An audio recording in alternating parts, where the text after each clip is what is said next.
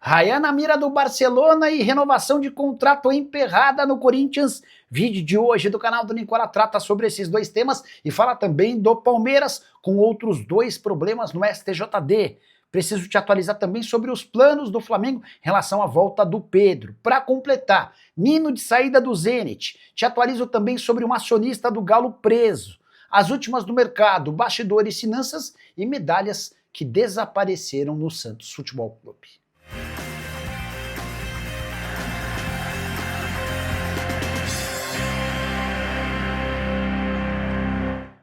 Fala aí pessoal, sou Jorge Nicola, bem-vindos a mais um vídeo do canal, sempre bom ter vocês por aqui, sem perder tempo, pedir para deixar like, se inscrever no canal e ativar as notificações. Antes das notícias, queria dividir com vocês uma dica bem legal, é que nessa quarta-feira tem Fla-Flu e eu encontrei a melhor entrada para esse jogo, odd a 2, para que saia pelo menos um gol nessa partida. Sai o gol do Flamengo, do Fluminense, independentemente de quem marcar, e a aposta já está batida.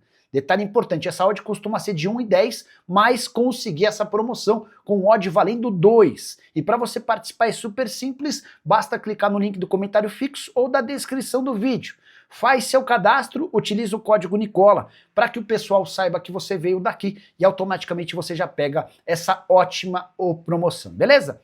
Agora sim, bora começar o vídeo com aquele tradicional giro de notícias para contar que a Portuguesa está de olho no atacante Matheus Cadorini, jogador revelado na base do Internacional, com passagem pelo Curitiba, atleta que chegou a ter no Múrcia, da Espanha, a melhor média de gols por minuto do futebol espanhol. Ele acabou perdendo um pouco de espaço e nesse momento conversa com a Lusa, com outro time da Série A1 do Paulista, além de duas equipes que vão disputar a Série B do Brasileiro. Já o Flamengo decidiu que não disputará a Copa São Paulo de Juniores do próximo ano. O motivo? O Flamengo pretende utilizar os atletas que jogariam a Copinha durante o Campeonato Carioca. Vale a lembrança de que Brasileirão e estaduais vão coincidir em boa parte dos meses de janeiro e fevereiro.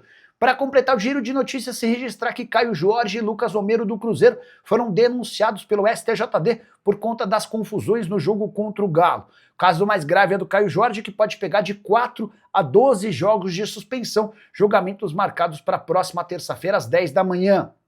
Para completar, Fabinho, atacante que pertence ao América Mineiro, não permanecerá por lá. E ele tem sido alvo de vários clubes do Brasil e do exterior, jogador que durante o ano de 2025 chegou a estar perto de virar reforço do Vasco da Gama. A saideira do giro de notícias, Antony, atacante brasileiro do Betis, contou que quase foi parar no Bayern de Munique. Lá no finalzinho da janela de transferências, a última, o Kompany, técnico do Bayern de Munique, entrou em contato com ele, pedindo que ele fosse contratado. O Antony agradeceu a ligação, mas disse que não poderia voltar atrás na palavra que já havia dado à equipe espanhola. Preciso falar agora sobre o Santos. Sumiram as medalhas do título do Campeonato Paulista Sub-20 conquistado no fim de semana. Bora explicar direito essa história. Santos e São Paulo fizeram a decisão do Campeonato Paulista Sub-20. São Paulo chegou a abrir 3-0, o Santos empatou 3-3 e se sagrou campeão nos pênaltis. Acontece que nessa terça-feira surgiu a notícia de que atletas que participaram da campanha não tiveram acesso às medalhas de campeão. Tudo porque dirigentes do Santos, que nada tem a ver com toda a bela campanha da equipe Sub-20, participaram da festa e levaram medalhas para casa. Dessa maneira, o jogador que participou da campanha ficou sem o seu objeto de desejo, seu prêmio pelo título. O Santos já pediu à Federação Paulista uma remessa extra de medalhas, mas o certo seria que esses dirigentes cara de pau devolvessem tais medalhas, eles não têm nada a ver com a conquista. Preciso registrar também que Robinho Júnior, filho do Robinho, que foi promovido recentemente ao time principal do Santos, também ficou sem a medalha, obviamente. E se até atletas que participaram da disputa no domingo não receberam a medalha, imagina alguém que já foi promovido para o time principal.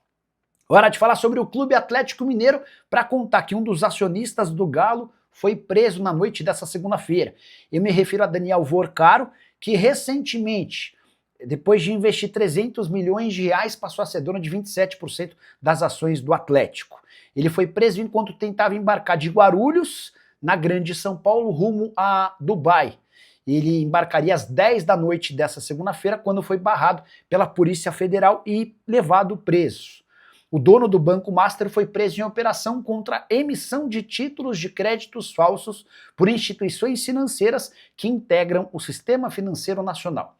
A grande pergunta que surgiu nessa terça-feira é: qual o impacto disso para o Atlético? O Galo pode ser punido? E a resposta é não. Nada tem a ver o fato de um dos acionistas serem presos, exceto pelo risco à imagem, né? Pelo problema à imagem. O Atlético tem a sua imagem manchada. Um dos acionistas, uma das pessoas importantes, acaba por ser presa, especialmente no momento em que o Atlético tenta no mercado, há quase um ano, a busca por mais um investidor. Então passa a ser um problema para ser resolvido. Primeiro, como solucionar essa questão de alguém que tem 27% das ações do Atlético e está preso. E mais, como o Galo vai buscar agora outro investidor disposto a colocar cerca de 700 milhões de reais no clube. Preciso te atualizar agora sobre o zagueiro Nino, ex-atleta do Fluminense e alvo de vários clubes brasileiros, entre eles Flamengo e Palmeiras. Excelente defensor, caberia em qualquer clube de futebol no Brasil. E o Nino pediu para ser negociado pelo Zenit. Justificativa de que o filho dele, que tem autismo, tem recebido pouca assistência durante o acompanhamento escolar. O Zenit pertence à Rússia e por lá o Nino percebeu que não há uma grande infraestrutura e seu filho vai ter um acompanhamento aquém daquilo que ele e a esposa imaginavam. Diante disso, o Nino procurou os dirigentes do Zenit pedindo para ser negociado. Antes que você, torcedor de algum time brasileiro, se anime, é bom saber que o Nino vai dar preferência a continuar na Europa. A busca vai se dar agora por um clube de uma liga importante do futebol europeu, onde ele possa ter esse tratamento especial a seu filho autista, assunto super importante. E alguns atletas têm tido participação decisiva, como por exemplo o goleiro Cássio, que tem sempre destacado, desde a época do Corinthians e agora no Cruzeiro, toda a relevância desse assunto e o quanto isso pode ser importante para que outras pessoas possam ser assistidas. Nino, que foi contratado por 8 milhões de euros, hoje certamente vale mais do que essa quantia, titular absoluto no Zenit, atual temporada de 12 jogos, na temporada passada havia feito 35 partidas com 2 gols e 1 assistência. Hora de falar sobre o Flamengo, queria te atualizar sobre o planejamento do Fla para com Pedro, centroavante que deve voltar a jogar no próximo sábado, quando o Flamengo enfrenta o Red Bull Bragantino. Vale a lembrança de que todo esse planejamento está de olho na final da Copa Libertadores da América. Palmeiras e Flamengo se enfrentam no dia 29 em Lima, no Peru. Qual que é a estratégia?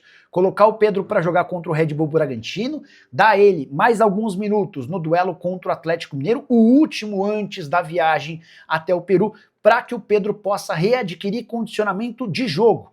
A questão física nem passa a ser um problema, ele teve uma fratura no antebraço, mas conseguiu se manter fazendo uma série de exercícios aeróbicos. Falta a ele ritmo de jogo, algo que ele perdeu quando não pôde fazer atividades físicas com bola, com medo de que a fratura acabasse sofrendo algum revés. Agora, com a consolidação da sua fratura e com o uso de uma tipóia, o Pedro tem condição de jogo, vai estar em campo contra o Red Bull Bragantino, deve jogar ainda mais contra o Atlético Mineiro para ter condição de enfrentar o Palmeiras na grande decisão da Libertadores, jogo que vale demais. Primeiro pela taça, depois por todo o caminhão de dinheiro, 129 milhões de reais prometidos ao campeão da Liberta. Isso sem falar na vaga no Intercontinental de Clubes, que acontece nesse ano, e também na Copa do Mundo de Clubes, que acontece de 4 em 4 anos. O campeão da Libertadores estará classificado para esses 2 torneios.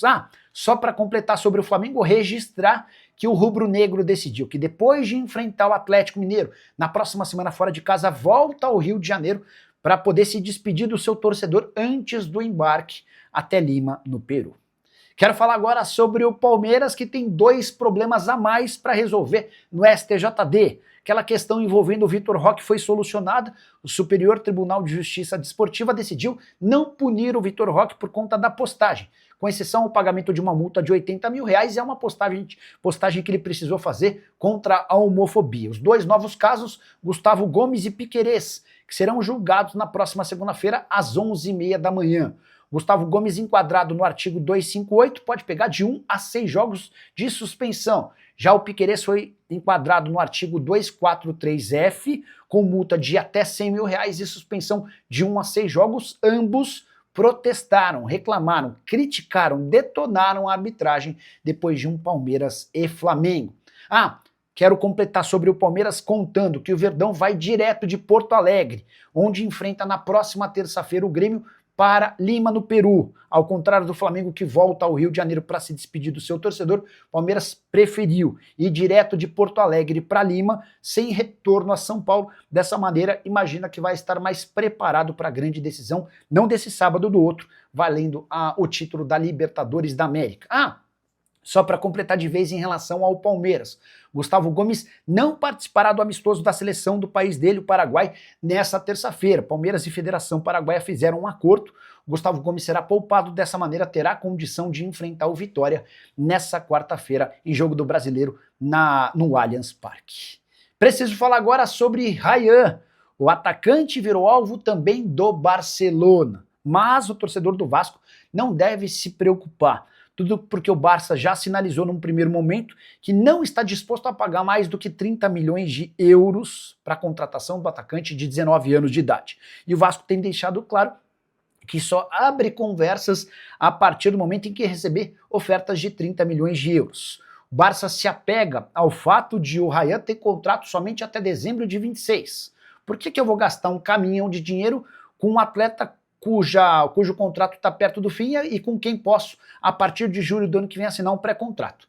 O Vasco se defende assegurando que a qualquer momento vai registrar um novo vínculo de 5 anos de duração, que fará do Ryan um dos jogadores mais bem pagos do seu elenco. Mas, enquanto esse novo contrato não existir, é natural que as propostas de gigantes do futebol europeu fiquem bem abaixo dos 30 milhões de euros. É um problema que o Vasco precisará solucionar o mais rápido possível.